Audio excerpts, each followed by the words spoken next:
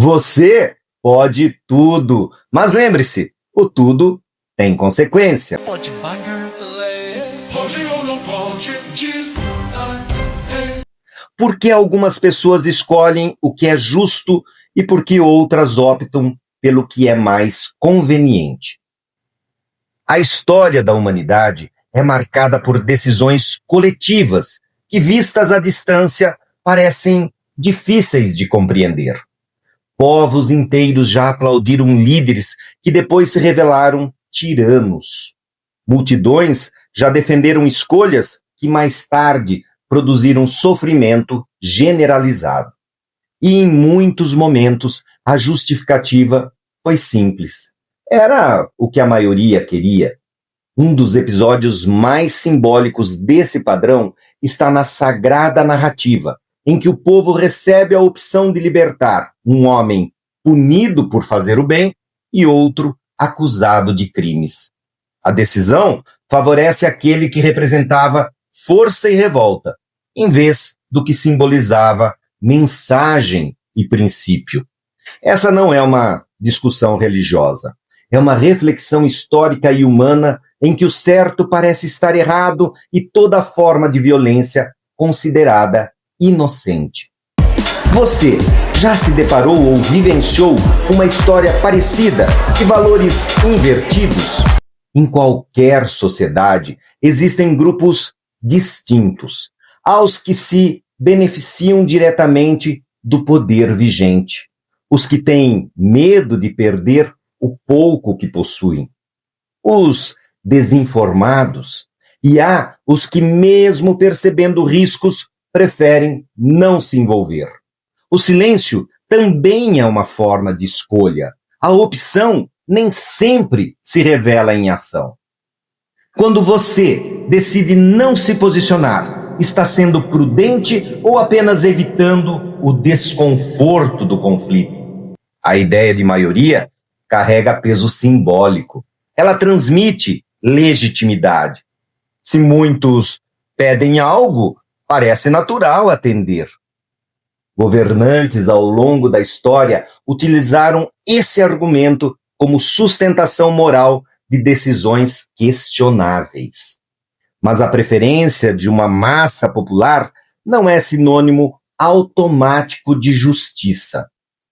Você já confundiu apoio numérico com razão moral? Em regimes autoritários do passado, parte da população apoiava líderes por convicção ideológica. Parcela considerável apoiava por receio, outra parte por conforto e conveniência, e muitos acompanhavam o fluxo, acreditando que resistir não faria diferença alguma. Assim, populações foram caladas, massacradas e mortas. O genocídio fez morada na carne, na alma, não na palavra. É só estudar e interpretar os extremos históricos para reconhecer o padrão.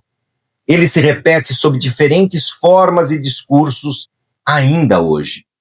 Genocídio é o extermínio deliberado de um grupo, seja ele nacional, étnico, racial ou religioso, com a intenção específica de destruí-lo totalmente. É legítimo banalizar essa e outras palavras que caracterizam abusos apenas para desclassificar a imagem de oponentes? Não estaria a humanidade dessa forma enfraquecendo acontecimentos históricos que jamais deveriam ser esquecidos e repetidos? Existe também o papel da informação. Multidões podem ser conduzidas por narrativas parciais. A repetição de uma versão cria a sensação de verdade. E quando a emoção coletiva é mobilizada, a reflexão individual tende a enfraquecer. Isso não transforma toda a maioria em erro, mas exige vigilância. Quando uma narrativa domina o ambiente, você revisa suas fontes e referências ou aceita a receita pronta? Outro aspecto recorrente é o gesto de lavar as mãos. A responsabilidade é transferida para o grupo. Se todos estão decidindo assim, quem sou eu para discordar? Esse raciocínio alivia o peso individual, mas não elimina a consequência coletiva. A omissão também paga os juros da covardia. Nem sempre a mão que se lava fica realmente limpa. Você já se absteve de agir porque acreditava que sua posição isolada não faria diferença? A história mostra que decisões equivocadas raramente começam com intenção explícita de destruição. Elas iniciam com justificativas plausíveis, com discursos de ordem, com promessas de estabilidade, defesa de um Estado democrático, com acusações dirigidas a inimigos específicos. E pouco a pouco, o que parecia necessário se torna normal, mesmo sendo exceção. Vale a pena ver o poder, o desejo e a vingança sacrificarem valores que antes eram inegociáveis? Não se trata de demonizar grupos ou de santificar indivíduos. Trata-se de reconhecer que sociedades inteiras já celebraram escolhas que anos depois foram reconhecidas como trágicas. A pergunta não é apenas a respeito de quem estava certo ou errado naquele momento. A questão é a respeito de como o processo ocorreu. Como deveres e direitos foram tratados e como hoje são retratados. Você verifica se há verdade na justiça que lhe condiciona ou respeita o pensamento coletivo que lhe pressiona? Em qualquer época, há aqueles que se beneficiam do poder, os que temem confrontá-lo, os que acreditam sinceramente em sua honestidade e aqueles que permanecem indiferentes.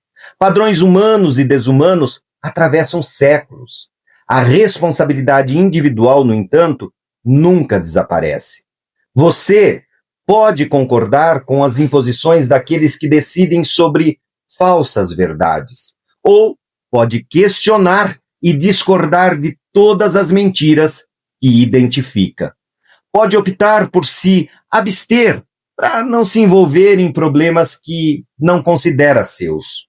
Ou pode avaliar que a dor do outro um dia também poderá ser sua, da sua família e de toda a sociedade.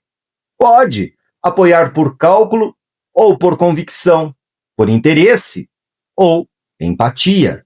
A escolha sempre será sua, mas de uma coisa eu tenho certeza: você pode participar do nosso Momento Compartilhamento. O que corrompe a história está nas decisões de quem abusa do poder, desvia a felicidade, tributa a esperança e desdenha da fé de um povo? Ou será que está em outros lavatórios, da fraternidade e igualdade? Deixe o seu comentário, curta, comente, compartilhe o nosso trabalho.